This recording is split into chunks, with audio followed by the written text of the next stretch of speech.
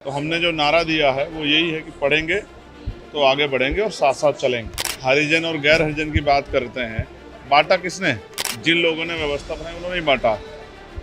बटे हैं सच में। अब जब इस व्यवस्था कैसे तो भी कटते थे, तो भी मरते थे। जब से सीएम योगी ने बटेंगे तो कटेंगे वाला बयान दिया है, तब से सियासी गलियारों में योगी के बयान की काट खोजी जा रही है।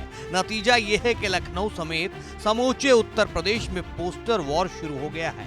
बटेंगे तो कटेंगे वाले बयान के खिलाफ समाजवादियों ने कहा, जुड़ेंगे तो जीतेंगे। इस तरह के तमाम पोस्टर उपचुनाव में छा रहे हैं। लेकिन योगी आदित्यनाथ के बटेंगे तो कटेंगे वाले बयान पर सबसे करारा हमला नगीना सांसद और आजाद समाज पार्टी के सुप्रीमो चंद्रशेखर आजाद ने किया है।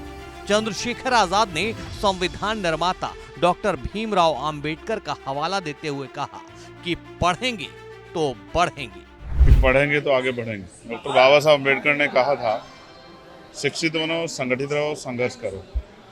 तो हम लोग जागरूक करें लोगों को और वो अपने अधिकारों के प्रति जागरूक हों, तैयार हों अपने छिने हुए अधिकारों को लेने के लिए।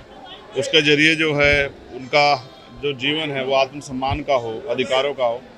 तो हमने जो नारा दिया है वो यही है कि पढ़ेंगे तो आगे बढ़ेंगे और साथ साथ चलेंगे। चंद्रशेखर आजाद ने सीएम योगी के उस बयान का भी जिक्र किया जब मंच से उन्होंने अयोध्या की बात बताते बताते हरिजन शब्द का इस्तेमाल किया। चंद्रशेखर ने कहा, योगी जी से कोई पूछे बांट कौन रहा है। मुख्यमंत्री जी को जवाब देना चाहिए जब वो मंच पे खड़े होके हरिजन और गैर हरिजन की बात करते हैं। बांटा किसने? पहले ब्राह्मण, क्षत्रिय, वैश्य में, फिर जातियों के आधार में, जातियों में भी जातियां, गोत्र किसने बांटा? आप जानते हैं कि ये सब जो है जिन लोगों ने व्यवस्था बनाई उन्होंने ही बांटा। बटे हैं सच में। अब जब इस व्यवस्था कैसे तो भी कटते थे, तो भी मरते थे, तो भी बिना अधिकार के रहते, तब भी जुल्म सहते थे, अभी भी सह रहे हैं।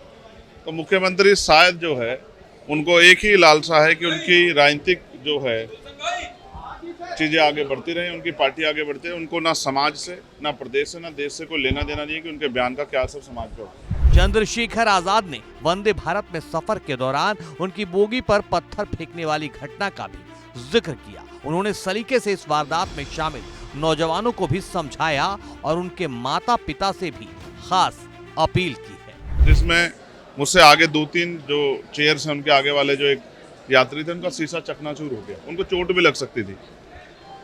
मेरी नज़र में ये जरूरी नहीं कि षड्यंत्र का हिस्सा हो, किसी को नुकसान पहुंचाना। ये लापरवाही भी हो सकती है, ये जानकारी का अभाव भी हो सकता है। मैंने ये अपील की है एक्स के माध्यम से अपनी बात रखते हुए कि सबसे पहले गांव में, घर में माँ बाप और फिर स्कूल में एक जिम्मेदार नागरिक बनाने के लिए संवैधानिक कर्तव्य, संवैधानिक अधिकार के साथ संवैधानिक कर्तव्य क्या है एक नागरिक के, उसके लिए भी हमें लोगों को तैयार करना चाहिए बचपन से ही। रेलवे की संपत्ति जनता की संपत्ति है, देश की संपत्ति। देश की संपत्ति की सुरक्षा करना एक जागरूक नागरिक का अधिकार है, कर्तव्य है। तो इसलिए मैं देश के जो संविधान में आस्था रखते हैं, जो मुझ में आस्था रखते हैं, जो इस आंदोलन में आस्था, उन सबसे अपील करता हूँ कि कभी भी ऐसे किसी कृत्य का हिस्सा ना बने जिसमें देश की संपत्ति को, सरकारी संपत्ति को नुकसान या किसी का भी नुकसान। ये अच्छा नहीं है। मैं रेल मंत्री जी से, केंद्रीय रेल मंत्री जी से और प्रशासन, पुलिस से ये मांग करता हूँ। करोड़ों रुपए का नुकसान भी रेलवे का हो रहा है, जनता का नुकसान है। तो कभी कभी गैर जिम्मेदारी में, लापरवाही में हम अपना ही नुकसान करते हैं। तो इन सब चीज़ों से दूर रहना चाहिए। इसका नुकसान होगा, कल उन पर कार्रवाइयाँ होंगी। ये नासमझी खतरनाक है। इसलिए मैं अपील करता हूँ सभी जागरूक नागरिकों से, उनके माता पिताओं से, बच्चों के और उनके परिवार के लोगों से कि ऐसी किसी भी घटना के लिए सबसे पहले स्वतः अपने बच्चों को घर पे जागरूक करें और फिर स्कूल में भी इसको बचपन से पढ़ाया जाना चाहिए कि क्या आपको करना है, क्या नहीं करना।